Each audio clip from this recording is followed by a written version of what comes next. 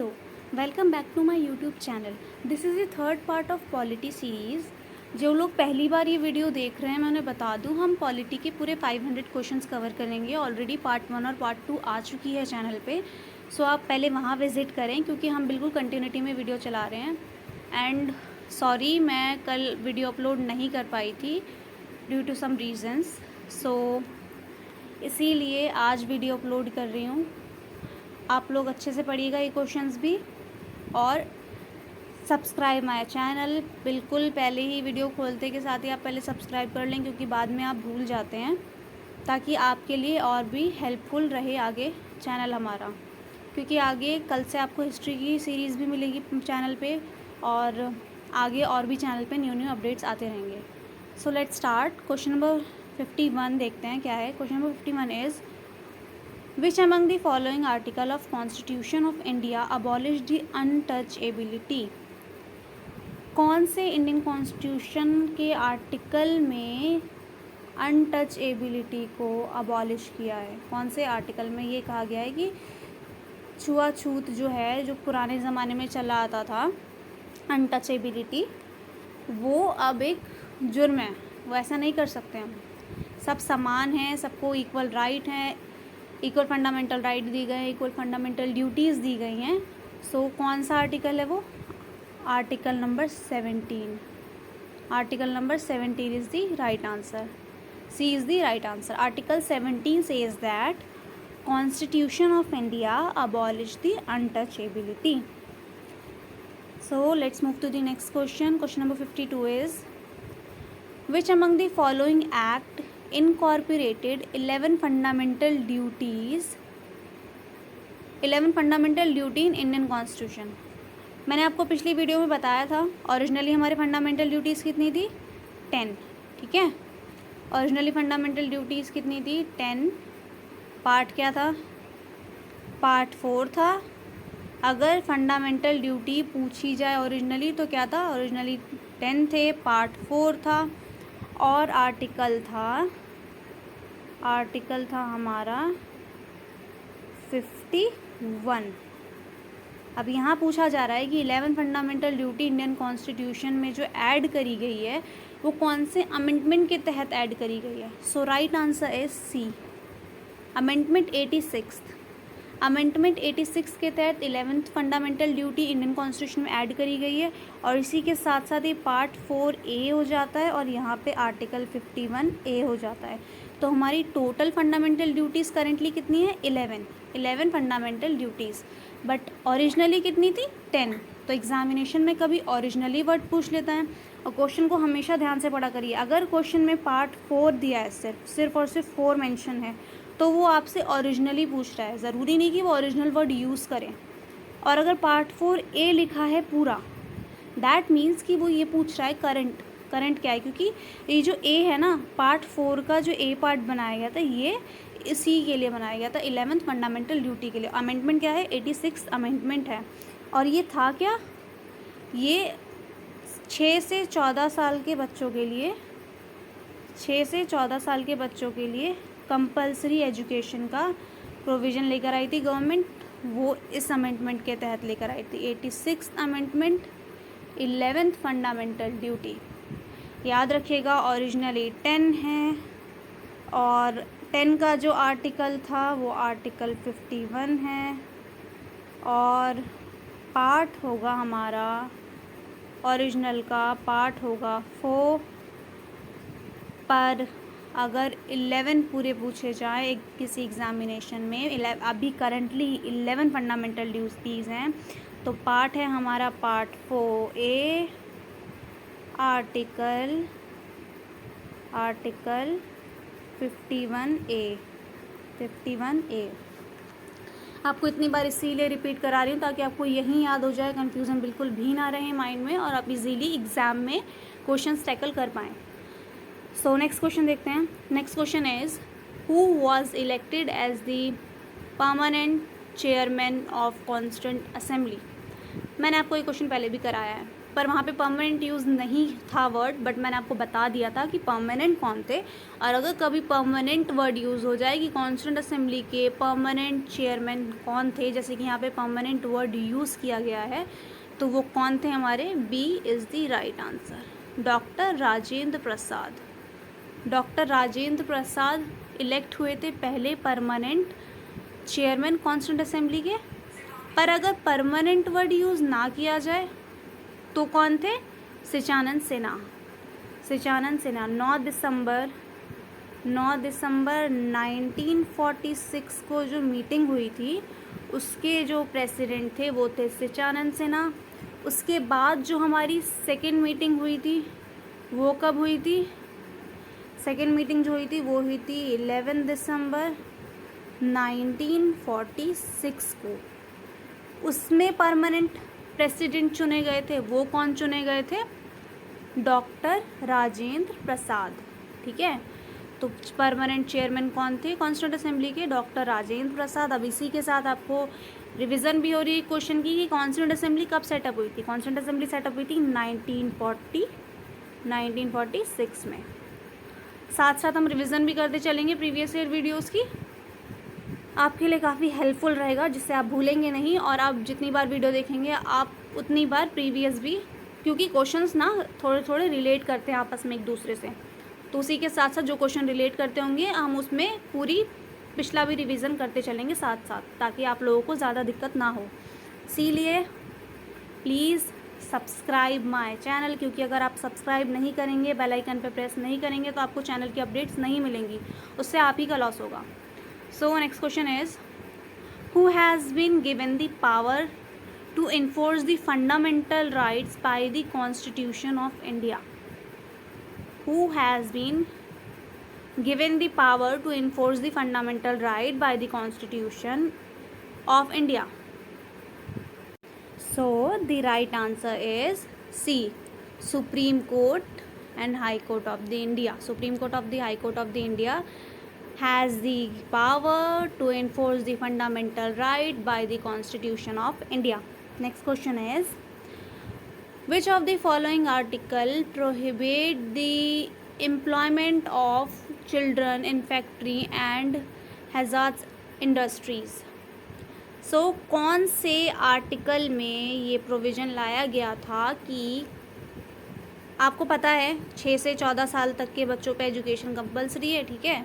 उसके अलावा ये बच्चे, जिसे बाल मजदूरी हम आज के टाइम पे जानते हैं इस नाम से, कि बच्चे काम नहीं कर सकते, तो ये प्रोविज़न कौन से आर्टिकल में लेकर आया गया था? ये था हमारा आर्टिकल, ये article number 24। C is the right answer. इसमें ये प्रोविज़न लेकर आया था कि कोई भी बच्चा किसी भी फैक्ट्री या ऐसी जगह पे काम नहीं कर सकता जिससे उसे खतरा हो।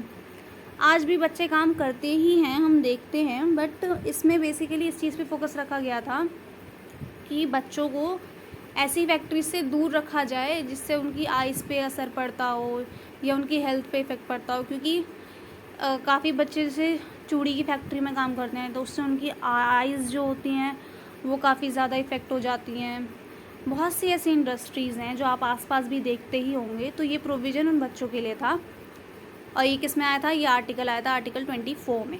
सी is the right answer. Article 24 says that the employment of children in factories and hazards industry are prohibits. So answer इसका क्या हुआ? Article 24 is the right answer. C is the right answer. Following writs is issued to prevent a lower court from exceeding its jurisdiction. So आप लोगों को पता ही होगा, जिनके पास 12th में होगी आर्ट्स स्ट्रीम से जो बच्चे बिलोंग करते होंगे उन्हें पता होगा कि रिट्स कितनी होती है। रिट्स 5 टाइप की होती है। और रिट्स इशू कौन करता है? सुप्रीम कोर्ट और हाई कोर्ट दोनों। रिट्स इशू करने की पावर किसके पास होती है? दोनों के पास होती है। सुप्रीम कोर्ट के पास भी होती है और हाई कोर्ट के पास भी होती है। और रिट्स टोटल कितनी होती है? रिट्स होती हैं टोटल 5। इस पे भी हम एक वीडियो लेकर आएंगे वो आगे आएगी चैनल पे, इसीलिए कह रही हूँ मैं बार बार कि चैनल सब्सक्राइब कर लें। आगे आपको बहुत सारी अपडेट्स में देखने को मिलेंगी चैनल पर। चैनल अभी न्यू है तो थोड़ी प्रॉब्लम हो रही है टाइम थोड़ा मैनेज करने में, बट कोई नहीं, आगे हो जाएगी मैनेजमेंट। बट आपके लिए बहुत सी चीज़ें आगे आने वाली हैं, so please subscribe and press the bell icon. So हम देख रहे थे रिट्स कितनी होती हैं। रिट्स होती हैं 5, ओके। और इसमें कौन सी रिट्स के बारे में बात की गई है? अलग अलग रिट्स का अलग अलग मीनिंग होता है, जैसे कि यहाँ पे मेंडिमस दे रखा है, हेबियस कॉर्पस, प्रोहिबिशन, सेरिटरी, और एक और होता है। 5 रिट्स होती हैं, ओके। अब इसमें कौन से रिट की बात करी गई है, अब हम आंसर देखते हैं। क्वेश्चन कहता है which of the following writs is issue to prevent a court from exceeding its jurisdiction. So ये जो है ये किसके बारे में बात कर रहा है, ये किस रिट के बारे में बात कर रहा है? प्रोहिबिशन के बारे में, प्रोहिबिशन के बारे में। C is the right answer, okay, C is the right answer. ये कौन सी रिट में कहा जाता है कि lower court exceeding its jurisdiction? ये बात कही गई है प्रोहिबिशन में।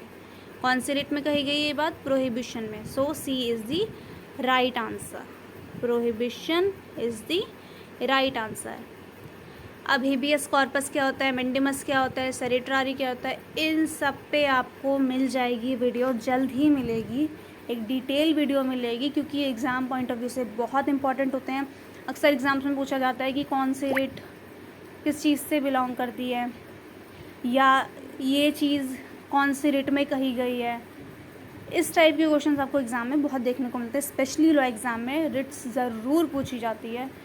या फिर आप बी ऑनर्स पॉलिटिकल साइंस का ले लें एग्ज़ाम, वहाँ भी रिट्स पूछी जाती हैं। ये एक इम्पॉर्टेंट पार्ट है आपके पेपर का। तो रिट्स आप 5 रिट्स याद करके ज़रूर जाएं, एग्ज़ाम देने जाएं, जब भी कोई भी एग्ज़ाम देने जाएं उसे अच्छी तरह समझ के जाएं कि एक एक रिट कहना क्या चाहता है, और जो रिट्स हैं उन 5 के मीनिंग क्या है, अलग अलग मीनिंग है और उनके अलग अलग काम हैं। डिटेल में इतना एंट्रेंस के लिए आप पढ़ के नहीं जाएं तो भी चलेगा, लेकिन आपको बेसिक नॉलेज तो होनी ही चाहिए। तो आपके लिए इस पर भी वीडियो आएगी जल्द। सो next question is who describe the directive principles and fundamental rights as the conscience of the constitution। अब यहाँ पे कहा गया है किसने डिस्क्राइब करा था directive principle and fundamental right को कि कंसाइंस ऑफ द कॉन्स्टिट्यूशन है। So right answer is A, Austin. Austin, general Austin ने कहा था directive principles and fundamental right as the conscience of the Constitution. A is the right answer. A is the right answer. Austin is the right answer. Next question is, to whom does the Vice President submit his resignation? Vice President अपना resignation letter किन को submit करते हैं? अपना resignation letter, जैसे अगर कोई job करते हैं हम कहीं किसी MNCs में या कहीं भी, तो हमें जब जॉब छोड़नी होती है तो हमें अपना रेजिग्नेशन लेटर देना होता है ना, कि हम अब आपके साथ काम नहीं करना चाहते या कुछ भी ऐसा, तो हमें बताना होता है पहले कि हम ये जॉब छोड़ रहे हैं अब। तो एक रेजिग्नेशन लेटर CEO को या मैनेजर को आपको देना होता है ना। तो उसी तरह यहाँ पे पूछा जा रहा है कि वाइस प्रेसिडेंट जब उनका टर्म पूरा होता है वाइस प्रेसिडेंट जी का, तो वो अपना रेजिग्नेशन लेटर किन्हें सबमिट करते हैं? So right answer is A, vice president को अपना रेजिग्नेशन लेटर सबमिट करते हैं। वाइस प्रेसिडेंट को अपना रेजिग्नेशन लेटर सबमिट करते हैं। इसी के साथ एक और एडिशनल इन्फॉर्मेशन दे दूँ, इस पर भी आने वाली वीडियोस में आपको क्वेश्चन मिल जाएगा, पर फिर भी बता देती हूँ उस टाइम पर बात हो रही है। तो प्रेसिडेंट ऑफ इंडिया को ओथ कौन दिलाता है? ओथ कौन दिलाता है? अब बहुत सारे बच्चे, अगर ये क्वेश्चन तो आता ही है एग्ज़ाम में, बहुत सारे क्वेश्चन पेपर आपको देखने को मिल जाएगा, तो बच्चे क्या करके आते हैं, बच्चे सोचते हैं भैया इसका आंसर तो वाइस प्रेसिडेंट ही होगा, क्योंकि अगर रेजिग्नेशन लेटर वाइस प्रेसिडेंट को दे रहा है, प्रेसिडेंट वाइस प्रेसिडेंट को अपना रेजिग्नेशन लेटर दे रहे हैं, तो फिर ओथ भी वाइस प्रेसिडेंट जी दिलवाते होंगे प्रेसिडेंट जी को। नहीं, ऐसा नहीं होता। वाइस प्रेसिडेंट ऑफ इंडिया को ओथ कौन दिलवाते हैं? चीफ जस्टिस ऑफ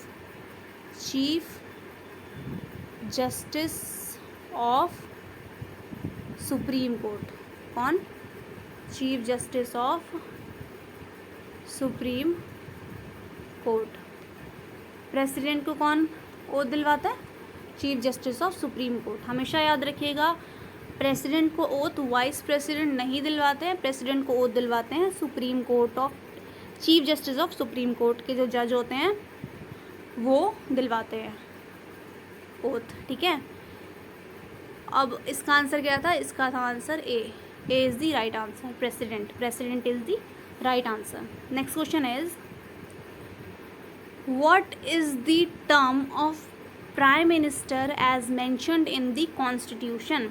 अब यहाँ पूछा जा रहा है कि प्राइम मिनिस्टर की क्या टर्म मेंशन करी गई है कॉन्स्टिट्यूशन में, कि प्राइम मिनिस्टर कितने साल तक रह सकता है। ऐसा कुछ नहीं कहा गया कॉन्स्टिट्यूशन में। C is the right answer. No fix term, prime minister की कोई टर्म फिक्स नहीं की गई है कॉन्स्टिट्यूशन में। नो फिक्स टर्म, ठीक है। प्राइम मिनिस्टर की कोई भी टर्म फिक्स नहीं करी गई है। सी इज़ द राइट आंसर। उसी तरह हमारे कॉन्स्टिट्यूशन में डिप्टी प्राइम मिनिस्टर का कोई प्रोविज़न नहीं है। डिप्टी प्राइम मिनिस्टर का कोई प्रोविज़न नहीं है हमारे कॉन्स्टिट्यूशन में। बट हमारे एक डिप्टी प्राइम मिनिस्टर रहे हैं, उसके बारे में मैं आपको नेक्स्ट वीडियो में बताऊंगी, ठीक है। तो इसीलिए चैनल सब्सक्राइब करें। आगे चलते हैं, देखते हैं आगे क्या है question. Which of the following prime minister of India died outside India. इनमें से कौन से प्राइम मिनिस्टर हैं इंडिया के जो इंडिया से बाहर जिनकी डेथ हुई थी। अब ऑप्शन देखिए, ऑप्शन से आपको क्या लग रहा है कौन हो सकते हैं। So D is the right answer. Lal Bahadur Shastri ji जो हैं उनकी डेथ कहाँ हुई थी? आउटसाइड ऑफ इंडिया हुई थी। कहाँ हुई थी? ताशकंद में हुई थी। उज़्बेकिस्तान की कैपिटल है ताशकंद, और इनकी डेथ वहीं हुई थी। लाल बहादुर शास्त्री जी इसका राइट आंसर है। Right answer is D is the right answer. Lal Bahadur Shastri ji prime minister of India रह चुके थे और इनकी डेथ हुई थी इंडिया से बाहर। कहाँ हुई थी? ताशकंद, उज़्बेकिस्तान में। उज़्बेकिस्तान की कैपिटल क्या है? Tashkent. So move to the next question. Which amendment is related to goods and services tax, जिसकी शॉर्ट फॉर्म सब जानते हैं, जीएसटी की फुल फॉर्म क्या है? Goods and services tax. अब ये पूछा जा रहा है कि कौन से अमेंडमेंट में गुड्स एंड सर्विसेज टैक्स लेकर आया गया था। Right answer is B, 101 amendment. 101 amendment के तहत ये लेकर आया गया था प्रोविजन जीएसटी का, 101। So B is the right answer. B is the right answer. 101 amendment is the 101 amendment is the right answer. Next question is what is the maximum strength of the Rajya Sabha. अब यहाँ पूछा जा रहा है राज्यसभा की strength कितनी होती है, दैट मीन्स राज्यसभा में कितनी सीट्स होती हैं। So A is the right answer, 250। A is the right answer, 250। अच्छा, 250 सीट्स होती हैं, पर करंट जो हमारी राज्यसभा है वहाँ पे अभी कितने मेंबर हैं? सीट्स होती हैं 250, बट करंट जो हमारी राज्यसभा अभी है उसमें कितने मेंबर हैं? 245। अभी वाली करंट वाली में उसमें कितने मेंबर हैं? 245 मेंबर्स हैं, बट सीट जो होती हैं टोटल वो होती हैं 250। सो राइट आंसर क्या होगा हमारा? 250। 250 is the right answer. So next question is what can be the maximum gap between the two sessions of state legislature। अब स्टेट लेजिस्लेचर के सेशन में, दो सेशन के दरमियान कितने महीने का गैप हो सकता है?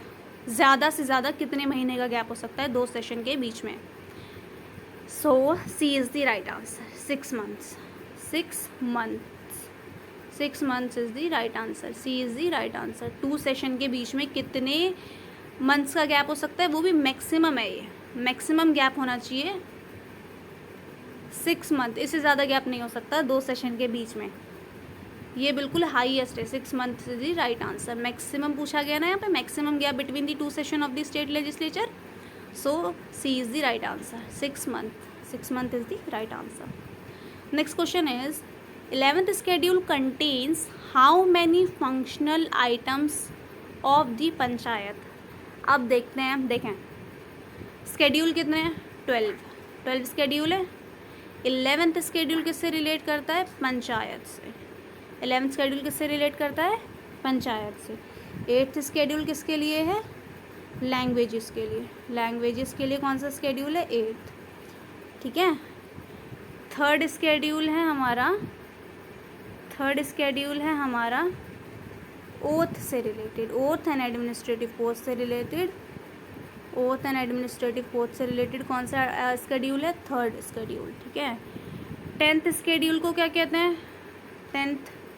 10th स्केड्यूल को क्या कहते हैं, anti defection law. Anti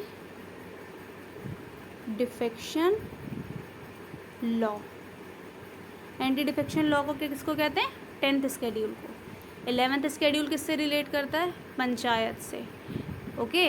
9th schedule किससे रिलेट करता है, लैंड रिफॉर्म से, लैंड रिफॉर्म से। स्केड्यूल्स पे भी एक वीडियो आएगी आगे। सो यहाँ पे क्या पूछा जा रहा है, 11th schedule contains how many functional items of panchayat. 11th schedule में कितने फंक्शनल आइटम मेंशन किए गए हैं पंचायत के। So the right answer is D, 29. D is the right answer. 29 is the right answer. So the right answer is D. D is the right answer. 20. Oh, sorry. D is the right answer. 29 is the right answer. कितने functions 11th schedule में कितने functions mention किए गए हैं हमारे।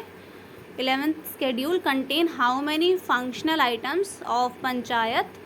Answer is 29. D is the right answer. D is the right answer. Next question is, who is responsible for the administration of union territories? कौन responsible होता है administration के लिए union territories की। Answer is B, central government. Central government. Union territories किसके अंदर आती है, सेंट्रल गवर्नमेंट के अंडर आती है union territories. UT union territories किसके अंडर आती हैं, सेंट्रल गवर्नमेंट के अंदर आती हैं। और टोटल यूनियन टेरिटरीज़ कितनी है हमारी, 8। हमारी करंट जो यूनियन टेरिटरीज़ हैं वो कितनी है, 8। दिल्ली भी हमारी यूनियन टेरिटरी है, स्टेट कम यूनियन टेरिटरी।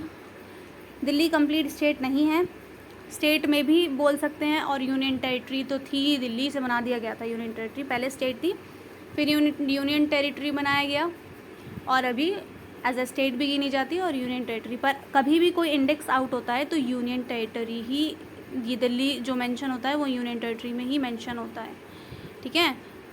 सो यूनियन टेरिटरीज़ में किसका होता है, B, central government, central government. Next question is, who appoint the member of finance commission. कौन अपॉइंट करता है फाइनेंस कमीशन के मेंबर्स को। So B is the right answer, president. President of India appoints the member of the finance commission. Next question is, what is the maximum age till which chief information commissioner and an information commissioner can hold office। यहाँ पे पूछा गया है maximum age क्या है CIC chief information commissioner की और information commissioner of India की, कि कब तक वो उनकी मैक्सिमम एज क्या है। रिटायरमेंट एज कह लीजिए, आसान भाषा में अगर आप समझना चाहें तो उसे कह सकते हैं कि रिटायरमेंट एज क्या होती है चीफ इंफॉर्मेशन कमिश्नर की और इंफॉर्मेशन कमिश्नर ऑफ इंडिया की। सो होती है वो 65। C is the right answer, C is the right answer, 65 is the right answer, 65 is the right answer.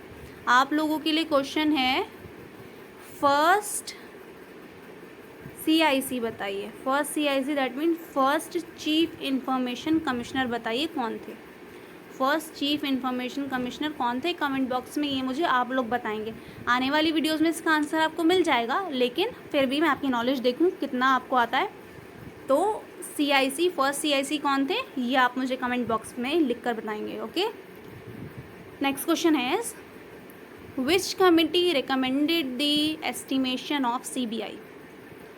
कौन सी कमेटी के तहत CBI बनी थी। Answer is Santhanam committee, C is the right answer. Santhanam committee, C is the right answer. Next question is in which year the parliament of India enacted the official language act. कौन से year में parliament of India ने enact करा था official language act को, ये बताना। ये क्वेश्चन में पूछा गया है कि वो ईयर बताइए कि कौन से ईयर में ऑफिशियल लैंग्वेज एक्ट इनैक्ट किया गया था। कौन so the right answer is a is the right answer. 1963 Parliament of India enacted the official language act, which year? 1963. The year is 1963. So next question is, who decides whether a juvenile criminal in the age group of 16 to 18 should be tried as an adult or not? कौन decide करता है? Juvenile कौन होते हैं? 16 to 18 years old जो बच्चे होते हैं, उन्होंने कोई क्राइम करा होता है तो ये काम किसका होता है? जुवेनाइल जस्टिस बोर्ड का। जुवेनाइल जस्टिस बोर्ड ही डिसाइड करती है कि उस क्राइम को अडल्ट की तरह देखा जाएगा, अडल्ट की कैटेगरी में डाला जाएगा उस क्राइम को, या फिर उसे एज अ चाइल्ड ट्रीट किया जाएगा। वो क्राइम पर डिपेंड करता है कि 16 से 18 साल के बच्चे ने क्या क्राइम करा है, कि उस क्राइम को अडल्ट कैटेगरी में मान करके फैसला सुनाया जाएगा या फिर एज अ चाइल्ड उसे ट्रीट करा जाएगा। ये काम करता है कौन? Juvenile justice board. Next question is, where is the headquarter of Indian council of forestry research and education. Short form देख लीजिए, ICFRE। फुल फॉर्म है Indian council of forestry research and education. आपसे एग्ज़ाम में short form देख के full form पूछ ली जाती है, तो ये भी याद रखिएगा। अब पूछा गया इस क्वेश्चन में कि इसका हेडक्वार्टर कहाँ है, so A is the right answer. Headquarter कहाँ है? देहरादून में। देहरादून में है इसका headquarter. So next question is, which of the following schedule of the Wildlife Protection Act 1972 includes the animal which may be hunted। अब यहाँ पे पूछा गया कौन से स्केड्यूल में बात कही गई थी वाइल्ड लाइफ प्रोटेक्शन एक्ट कौन से ईयर का है? 1972। अब यहाँ पे आपके लिए एक और क्वेश्चन बन जाता है, कितने क्वेश्चन पेपर में ये भी पूछा गया है, वाइल्ड लाइफ प्रोटेक्शन एक्ट बताइए कौन से ईयर का है। तो वाइल्ड लाइफ प्रोटेक्शन एक्ट 1972। देख लीजिए आपको एक क्वेश्चन से कितने क्वेश्चंस मिल रहे हैं। अब यहाँ पे स्केड्यूल पूछा गया है, स्केड्यूल क्या है? स्केड्यूल है 5th, C is the right answer. 5th schedule is the right answer. Channel जाके सब्सक्राइब कर लें, इससे पहले वीडियो ख़त्म हो आप लोग भूल जाते हैं। आपको बहुत सारी लेटेस्ट अपडेट देखने को मिलेगी अभी चैनल पे, डे बाय डे अभी और भी ज़्यादा चीज़ें आएंगी, सो वो आपके लिए ही हेल्प करेगी। नेक्स्ट क्वेश्चन देखते हैं। Next question is, the Hindu marriage act was passed in which year. Hindu marriage act कौन से ईयर में पास हुआ था? ए is the right answer. 1955। 1955 is the right answer. Hindu marriage act was passed in the year 1955। So 1955 is the right answer. A is the right answer. Next question is, how many freedoms are guaranteed by Article 19? Right to freedom guaranteed आपको article 19 में कितनी freedoms दी जाती हैं? D is the right answer. 6 is the right answer. Video already काफ़ी लंबी हो चुकी है, तो मैं आपको आर्टिकल 19 में ये 6 फ्रीडम कौन कौन सी दी जाती हैं आपको, ये मैं आपको नेक्स्ट वीडियो में बताऊंगी या फिर किसी सेपरेट वीडियो में बता दूंगी, जिसमें आपको पूरे आर्टिकल्स अच्छी तरह समझाऊंगी और स्केड्यूल अच्छी तरह समझाऊंगी, उसमें मैं आपको बता दूंगी। लेकिन अभी वीडियो ऑलरेडी बहुत लंबी हो गई है, इसीलिए अब ये याद रखिए कि आर्टिकल 19 में आपको गारंटेड फ्रीडम कितनी दी जाती है, वो है 6। D is the right answer. Answer right क्या है? D. D is the right answer. 6 is the right answer. Last question of this video is, under article 368, अब आर्टिकल 368 क्या कहता है? आर्टिकल 368 में मेथड ऑफ अमेंडमेंट डिस्क्राइब करा गया है कि अमेंडमेंट जो होती है ना हमारी कॉन्स्टिट्यूशन में, वो अमेंडमेंट को किस तरीके से करना है वो कौन से आर्टिकल में बताया गया है, आर्टिकल 368 में। ये भी पूछ लेते हैं कि अमेंडमेंट से रिलेटेड जो अमेंडमेंट का प्रोसेस बताया गया है, डिस्क्राइब करा गया है कॉन्स्टिट्यूशन ऑफ इंडिया में, वो आर्टिकल कौन सा है। तो आर्टिकल कौन सा है, आर्टिकल 368। आपको एक क्वेश्चन से कितने सारे क्वेश्चंस मिल रहे हैं। आर्टिकल 368 है हमारा अमेंडमेंट का प्रोसेस, जिस आर्टिकल में बताया गया है वो कौन सा है, आर्टिकल 368। अब यहाँ पे क्या पूछा जा रहा है, एक बार क्वेश्चन रीड करते हैं। क्वेश्चन कहता है, under article 368 the Indian constitution provide methods of amendment of different proportions of the constitution. अब वो पूछ रहा है कितनी तरह की, हम अमेंडमेंट का प्रोसेस तो बता दिया, अब अमेंडमेंट हम कितने बेसिस पे कर सकते हैं, 3। C is the right answer, 3 methods बताए गए हैं अमेंडमेंट में कि हम 3 तरह से अमेंडमेंट कर सकते हैं। और वो किस में बताया गया है, आर्टिकल 368 में ये बात बताई गई है। अमेंडमेंट कितनी तरह से हो सकता है, 3 तरह से। So right answer is C is the right answer. So video यहीं पे एंड करते हैं। बहुत लंबी वीडियो हो गई है आई नो, लेकिन ये बहुत बहुत बहुत यूज़फुल रहेगी आपके लिए। अब इसके बाद आपके लिए हिस्ट्री की भी सीरीज़ आएगी। हिस्ट्री और पॉलिटी साथ में मैनेज करना थोड़ा मुश्किल हो रहा है, तो जब हिस्ट्री सीरीज़ स्टार्ट होगी तो 3 दिन हिस्ट्री की सीरीज़ आएगी, फिर 3 दिन पॉलिटी की आएगी। उससे आपका दोनों साथ साथ बैलेंस होता रहेगा, ठीक है। इसके लिए आपको चैनल सब्सक्राइब करना पड़ेगा, बेल आइकन पे प्रेस करना पड़ेगा और अप टू डेट रहना पड़ेगा चैनल पर, क्योंकि जामिया से रिगार्डिंग आपको न्यूज़ मिलेगी इसी चैनल पर, एमयू से रिलेटेड, बाकी और एंट्रेंस एग्ज़ाम से related, question paper previous year, law exam से रिलेटेड बहुत सारी अपडेट्स अभी आना बाकी हैं। चैनल अभी न्यू है, थोड़ा सेटअप होने में टाइम लगेगा, बट आपको हर चीज़ चैनल पर मिलेगी, इसीलिए जुड़े रहें हमारे साथ। थैंक्स फॉर वॉचिंग, मिलते हैं नेक्स्ट वीडियो में। Thank you.